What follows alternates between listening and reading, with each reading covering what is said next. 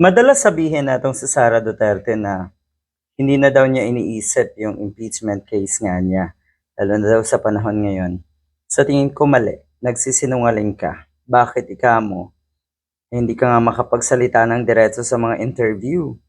Nang ibig sabihin, aburido ka. Wala ka sa tamang katinoan na ngayon dahil sa mga nangyayari sa'yo. Mahirap, masaklap ang kinasadlakan mo, pero yun nga, deserve mo yan. Siguro akala mo kaya mo lahat. Yun yung masaklap eh. Inisip niyo mga Duterte na kaya niyo lahat. Inisip niyo na forever ang power ninyo. Inisip niyo na lahat ay magbabaw sa inyo. Mali.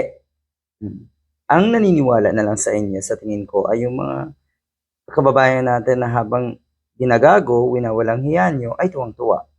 Saan ka ba naman kasi nakakita ng normal na tao na ginagago at winawalang hiya na nga ng mga Duterte? Tuwang-tuwa pa rin. Ang ibig kong sabihin, hindi normal itong mga diehard. Hindi ko na iniisip ang impeachment sa panahon ngayon, sabi ni Sara Duterte. Yun naman pala.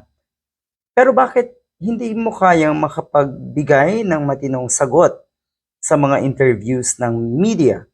Hindi ka rin makapagtalumpati ng kahit papano ay may sense, lalo na po sa mga dinadaluhan mo na graduation ceremony. Bakit ganon? Ang ibig sabihin yan, iniisip mo ang impeachment. Doon ka nakatutok.